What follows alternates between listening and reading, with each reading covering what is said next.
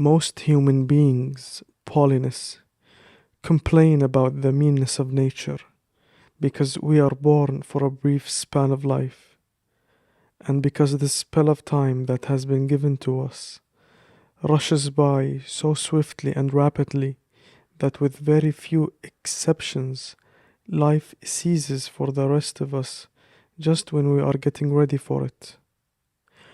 Nor is it just the man in the street and the unthinking mass of people who groan over this as they see it, universal evil.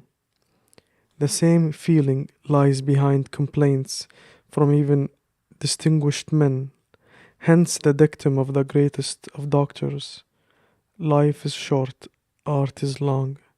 Hence, too, the grievance most improper to a wise man, which Aristotle expressed when he was taking nature to task for indulging animals with such long existence that they can live through 5 or 10 human lifespans, while a far shorter limit is set for men who are born to a great and extensive destiny. It is not that we have a short time to live, but we waste a lot of it.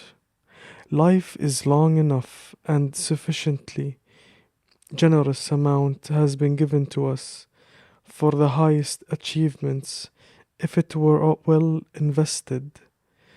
But when it is wasted in heedless luxury and spent on no good activity, we are forced at last by death's final constraint to realize that it has passed away before we knew it was passing.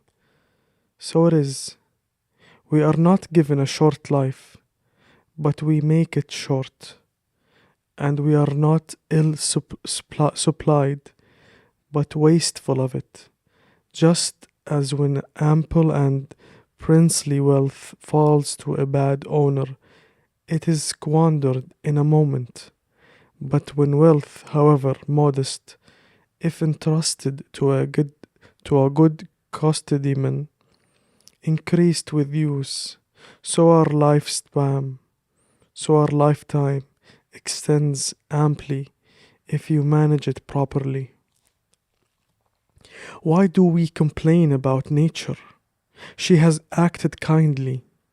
Life is long if you know how to use it, but one man is gripping by insatiable greed, another by laborious dedication to useless tasks. One man is soaked in wine, another sluggish with idleness. One man is worn out by political ambition, which is always at the mercy of the judgment of others. Another, through hope of profit, is driven headlong over land and seas by the greed of trading. Some are tormented by a passion of army life, always intent on inflicting dangers on others, or anxious about danger to themselves.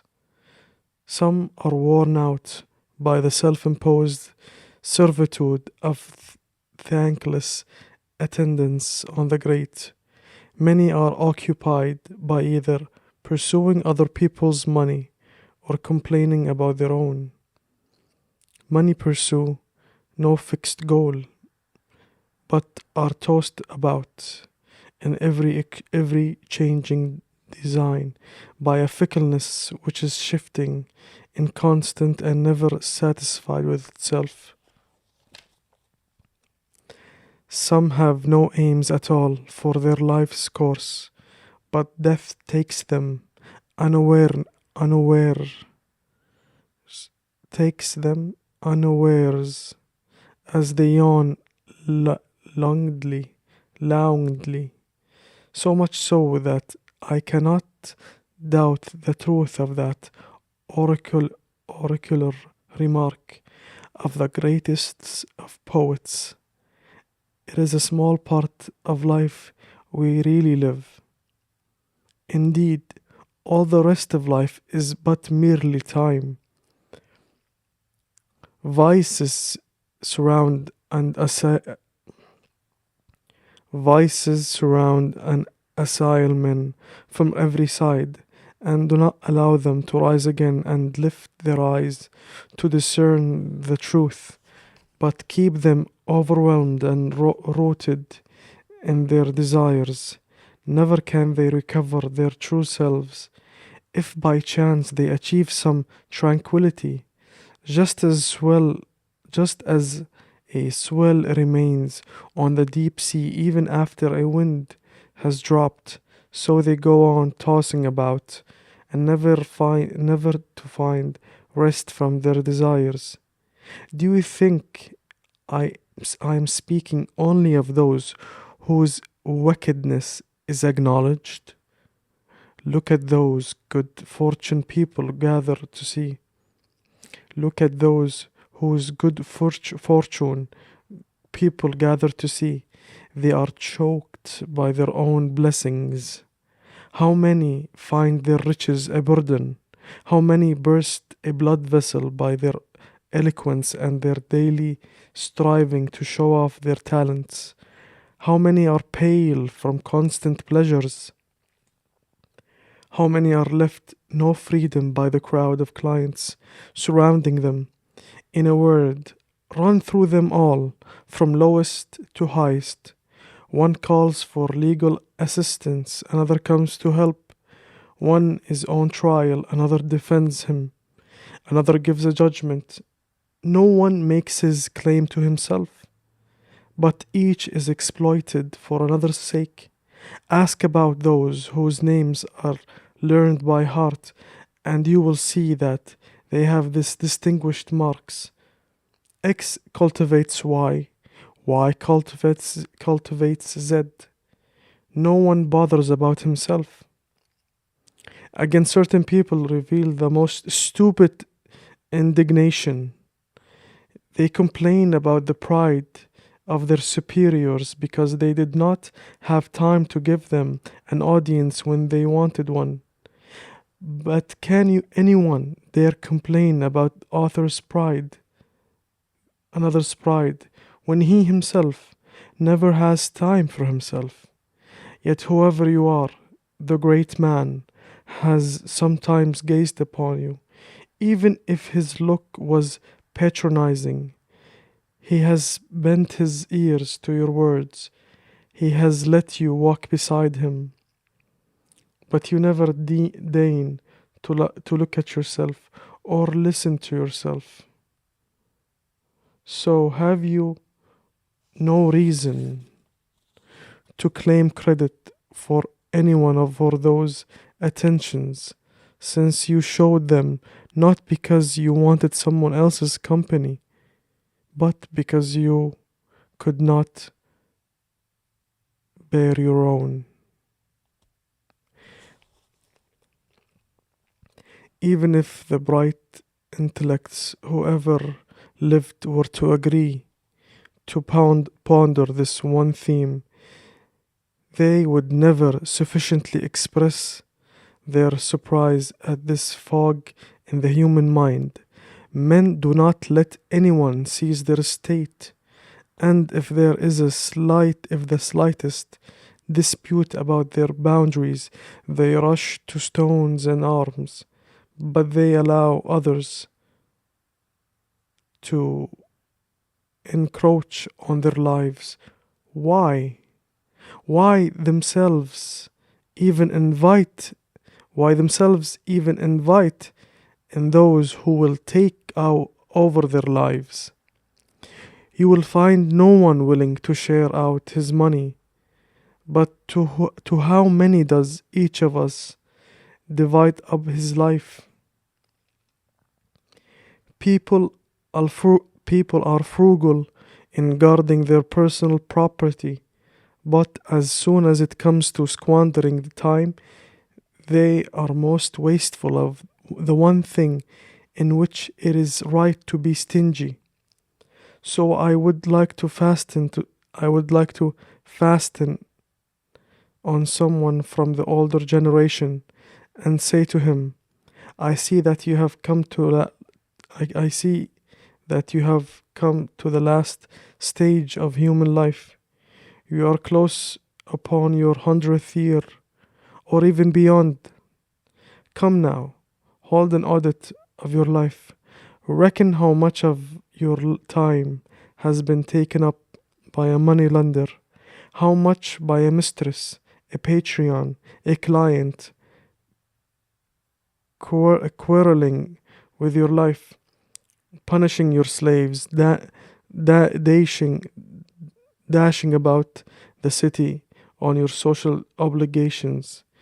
Consider also the diseases which you have brought on yourselves, and the time too which has been unused. You will find that you have fewer years than you reckon. Call to mind when you ever had a fixed purpose. How few days have passed as you had planned. How few days have passed as you have planned.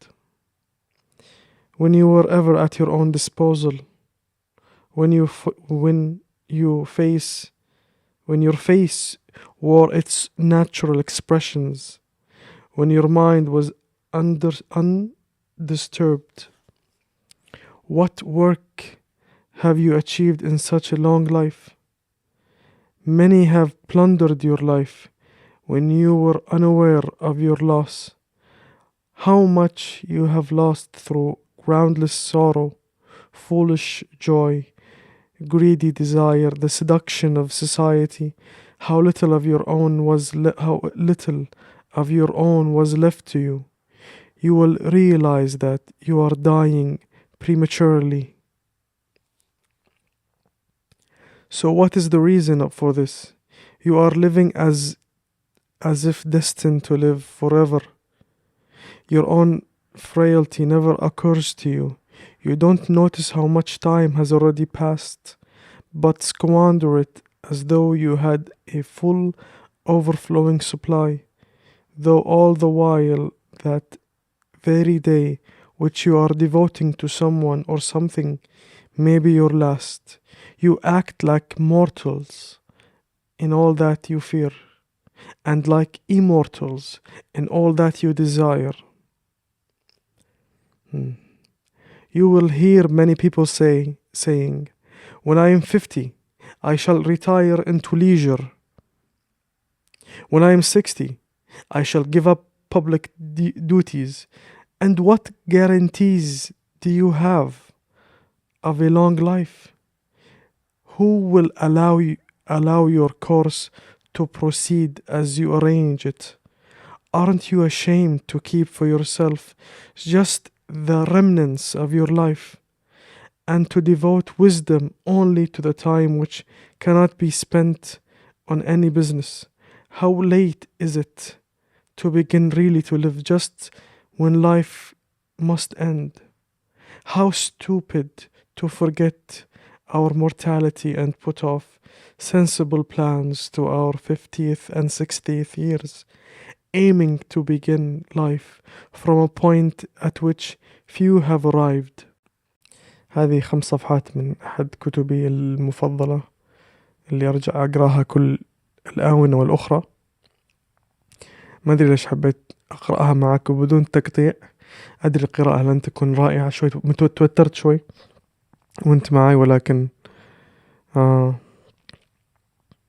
كثير نقاط ممكن نتكلم عنها، كثير نقاط كان ممكن نتعمق فيها، ولكن أنا بس حبيت أقرأ لك أو معك حتى هذا الجزء، بس خلينا نقول تطعيمة لأرى رأيك في هذه التجربة.